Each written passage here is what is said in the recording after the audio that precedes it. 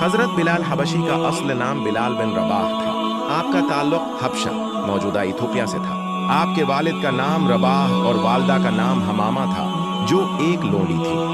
हजरत बिलाल मक्का में गुलाम की हैसियत से लाए गए थे और इम्या बिन खल्फ नामी कुरैशी सरदार के गुलाम थे। इनकी जलद सियाह थी, मगर दिल ईमान से रोशन था। जब हुजूर इकरम ने नबूत का ऐलान किया तो मक्का के चंद खुश नसीब लोगों ने सबसे पहले इस्लाम कबूल किया। इन्हीं खुश नसीबों में हजरत बिलाल भी शामिल थे। आप इन इब्तदाई 7 अफराद में से थे जिन्होंने इस्लाम को खुलेआम कबूल किया। इस्लाम कबूल करने के बाद हजरत बिलाल ने तौहीद और रिसालत की गवाही दी और अपनी जान खतरे में डाल दी, क्योंकि गुलामों के लिए दीन इस्लाम कबूल करना उस दौर में सबसे बड़ा जुर्म तसव्वुर किया जाता था। अमिया बिन खल्फ हजरत बिलाल पर इंतहाई सख्त जुल्म करता। उसे इस्लाम से सख्त दुश्मनी थी। जब उसे मालूम हुआ कि बिलाल ने इस्लाम कबूल कर लिया है तो वो रोजाना उनको मारता, रस्सियों से बांधकर मक्का की गर्म रेत पर लिटा देता, उनके सीने पर भारी पत्थर रखता और कहता, उकफुर बिमुहम्मदिन वर्जिअ इला लातिन व उज़्ज़ा, यानी मोहम्मद और इसका इनकार करो और लात व इज़ी को मानो। मगर बिलाल की जबान पर सिर्फ एक ही कलमा होता, अहदुन अहदुन, वो एक है, वो एक है।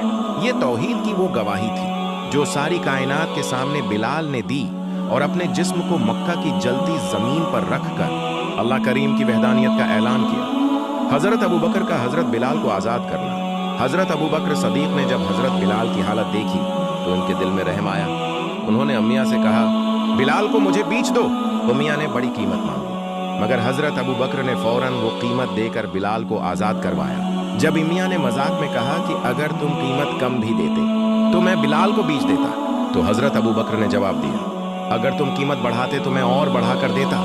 हजरत बिलाल को इस्लाम में बहुत बुलंद मकाम हासिल हुआ। वो नबी करीम के नहायत करीबी और वफादार साथियों में शुमार होते थे। नबी इनसे बहुत मोहब्बत करते थे। एक मौका पर आपने फरमाया, बिलाल, मैंने तुम्हारे कदमों की आवाज जन्नत में सुनी है।